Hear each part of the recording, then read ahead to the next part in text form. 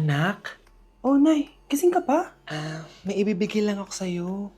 Oh, eto. Good luck to, ha? Dreamcatcher to, Nay, ah. Oo, anak. Ang sabi nila, magsabi ka lang ng wish mo dyan, matutupad. Malay mo naman, di ba? Thank you, Nay. Dreamcatcher. Matry nga to. Sana maging top 1 ako sa klase namin.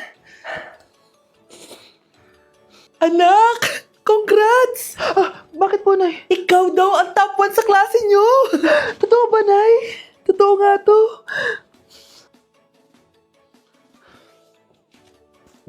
Oh, anak, saan ka galing? Nag-apply ako sa trabaho. Ayoko naman maging pabigat sa inyo habang buhay. Sana makabawi na ako sa inyo. Ba't di mo nalang i-wish yan sa Dreamcatcher? Malay mo naman, di ba? Oo nga, no, Nay. Nay! Tanggap na ako sa trabaho! Ang laki pa ng sahod ko! O, di ba? Sabi ko naman sa'yo, anak eh. Deserve mo yan. Nay, sa wakas, makakabawi na rin ako sa inyo. Bes, alam mo, ang yaman mo na. Bakit di ka pa mag-asawa? Ay naku, Bes. Kung may magkakagusto man sa akin, ang gusto ko, mabait at responsable. Parang si Joshua. Naku, Bes. Si Joshua pa. Puro trabaho yan. Hi, Scarlett. Pwede ba tayong mag-lunch together mamaya? Sure, sige. Siyan ba? Ayun. Oh, yan ang simula na love story nyo, ha? Ay, mahal. Grabe. Natupad na natin yung mga pangarap natin. May anak tayo. May malaki tayong bahay. May maayos tayong trabaho. Ay, sa wakas. Proud ako sa ating dalawa, mahal.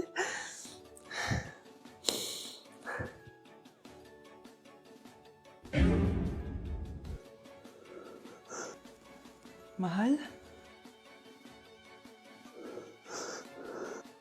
Trigger warning, kung takot kayo sa tahi, huwag niyong papanoorin to. So may nag-comment, bago ko sagutin yan, gusto ko lang sabihin na Happy New Year everyone! Tapos na yung 2024. So, answering the question, ano po yung nasa labi niyo? Tinahi po yung labi ko. Ang ginawa pong surgery sa akin is lip reduction surgery. So, pang 5 araw na to guys, and as you can see, hindi ko na ilalapit kasi baka matakot talaga kayo. Bakit ako nagpa-lip reduction surgery? First of all, siguro lahat naman tayo may insecurity. And kung di nyo napapansin, malaki talaga naturally yung labi ko. Mas malaki yung sa taas compare sa baba. So, hindi siya proportion. Actually, dapat hindi ko na siya itutuloy. Pero may isang bagay kung bakit ko siya tinuloy. And yung number 2 reason ko is palagi ko siyang nakakagat whenever na kumakain ako. So, dahil nga malaki yung labi ko, marami laman sa loob.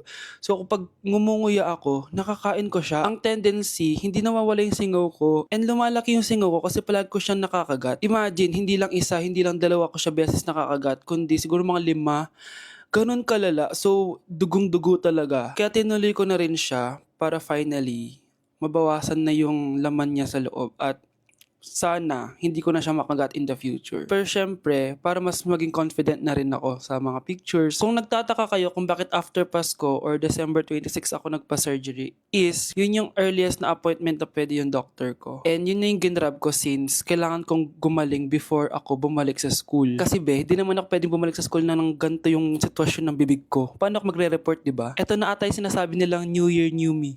So yun lang naman guys. Again, Happy New Year. Wishing you all the best in 2025. Babalik na ako sa content ko. Promise, pag gumaling na talaga to. Bye-bye. Nay, sorry. Napagastos ka pa tuloy sa pagpapa-hospital sa akin. Ano ka ba, anak? Nawala na nga sa akin yung kuya mo, di ba? Ayoko namang mawala ka din sa akin. Hello po, good morning. Dok, ano po balita? Makakalabas na po ba si Scarlett bukas? Ma'am, may good news po ako. Pwede na po lumabas si Scarlett bukas. Salamat sa Diyos! Hindi na ako magiging pabayang ina. Ayoko na maulit yung nangyari sa kuya mo. Nay, ano pala nangyari kay kuya? Hindi mo pa nakakwento sa akin yun. Ha? Bata pa yung kuya mo, anak, nung nawala ko siya sa palengke. Mare, magkano tong sitaw? 50 na lang sa'yo, Mare. Ang mahal naman, Mare. Pwedeng 20 na lang to. Mga laruan ba yun? Ang ganda nun na. O siya, sige na, kumare naman kita eh. Ayun yung gusto ko sa'yo eh. Tara na, anak. Anak, anong lugar na to? Nasaan yung batang yun? Nasaan na si nanay? Nay! Anak! Ate, may nakita po kayong bata dito? Ay, wala po akong nakita eh. Nasaan na ba yun? Anak! Simula noon, hindi ko na nakita yung kuya mo, Scarlett.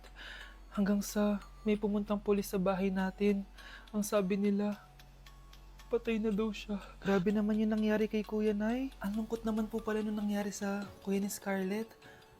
Sige na po, ma'am. Kailangan ko pa pong bisitahin yung mga ibang pasyente. Sige po, Dok. Salamat po. Anak, ang importante, makakauwi ka na bukas. Opo, Nay. Makakapag-thirst trap na ako ulit.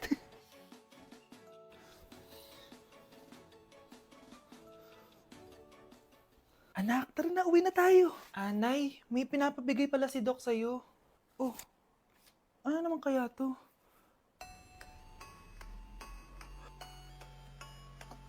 Paano nangyari yun? Doc, bakit ka meron neto, ha? Bakit may picture ka ng nawawala akong anak? Hindi mo ba talaga ako naaalala? Hindi. Sabihin mo sa akin, buhay pa ba ang anak ko? Umalis ka na. Marami pa akong gagawin. Buhay pa ba ang anak ko? Oo! Buhay na buhay ako! Ako ang anak mo na iniwan mo sa palengke dati! Nagtataka ka? Isa na akong trans ngayon. Alam mo, buti na lang may mabait at mayamang pamilyang kumukup sa akin. Kaya maganda yung naging buhay ko. Tingnan mo, naging doktor pa ako. Kaya salamat sa'yo at iniwan mo ko. Anak, hinanap kita. Umasa ako na babalik ka. Hindi na importante yan. Ayaw na kita makita at hindi na kita kailangan. Kaya umalis ka na! Hello po. Kamusta po yung pasyente? Dok, si nanay naman yung nagkasakit. Kamusta na siya? Okay naman. Sa iba ko na lang siya ipapaasikaso, ha? Anak? Anak, please! Bakit anak tawag mo sa kanya, Nay? Sure ka ba na habang buhay ka magagalit sa nanay mo?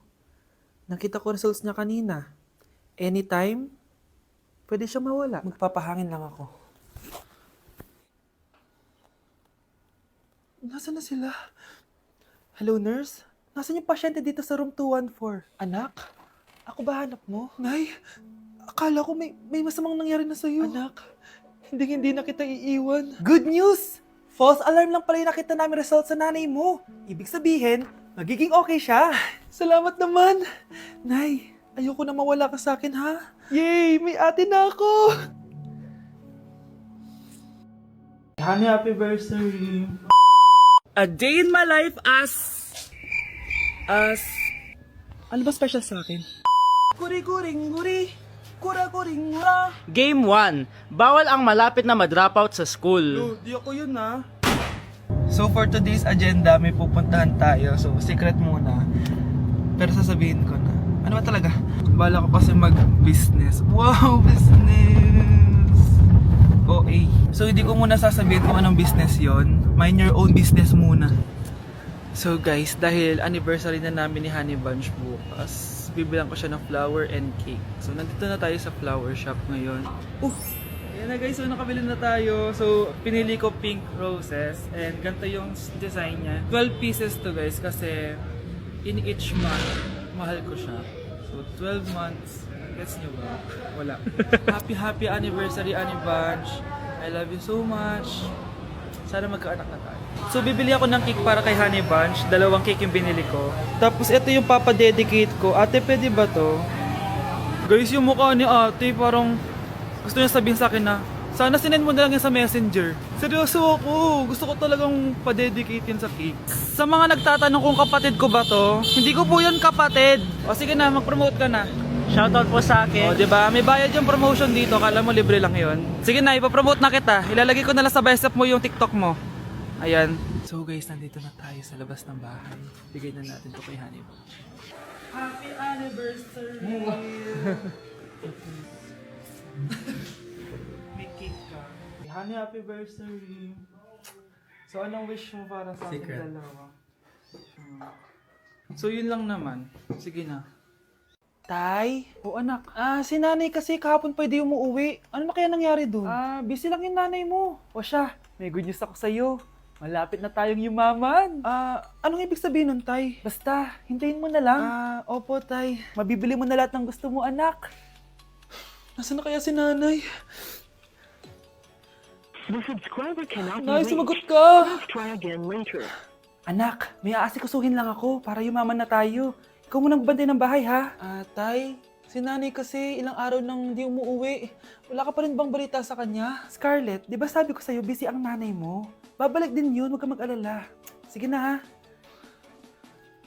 Kainis, wala na naman signal. Kailangan ko tawagan si nanay. Naku, Mare, tigilan mo na ako ha. Scarlett?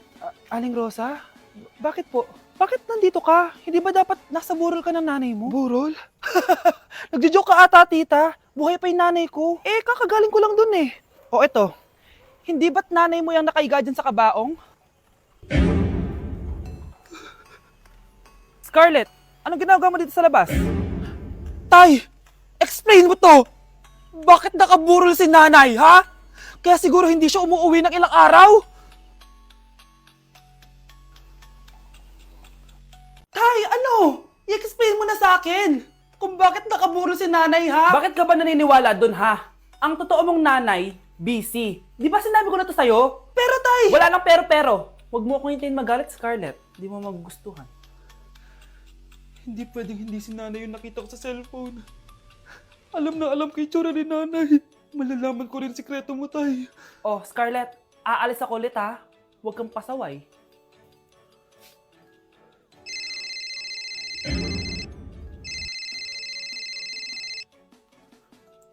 Nasa yung cellphone ko? Hello po. Pwede na po maklaim yung 10 million peso na galing sa insurance ng namatay niyo pong asawa. Insurance? Pasaway ka talaga? Pinatay mo ba si nanay, ha? Para makuha yung insurance niya? Hindi mo naiintindihan, anak. Napakahayop mo! Tatawag ako ng polis! Itigil mo yan, anak! Nay, buhay ka? Oo, anak. Nagtago ako. Pag nagsumbong ka sa polis, masisira lahat ng plano namin ng tatay mo. Hindi ko maintindihan. Ano nangyayari? Pinatay ko ang kakambal ng nanay mo. Para maniwala sila na siya talaga ang namatay. At makuha natin ng mga pera sa insurance. Sawang-sawa na ako sa buhay na to! Marami akong pangarap, anak! Gusto ko na gumanda yung buhay natin! Naririnig niyo ba yung mga sarili niyo, ha? Hindi ba kayo natatakot sa mga pinaggagawa niyo? Kung yayaman tayo sa maling paraan at sa paraan na magtatago ka sa pulis, Nay, itigil niyo na to, please! Please lang! Nay, kamusta na po kayo ni tatay? Eto anak, okay naman.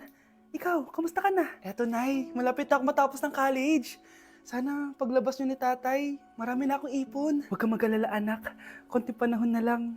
Magkakasama ulit tayo ng tatay mo. See you, Nay. Miss ko na kayo. See you soon, anak. Hey, sweetheart. Will you marry me? What's your name? Wow! Yan mga gusto ko eh. Mga suplade effect. Playing hard to get.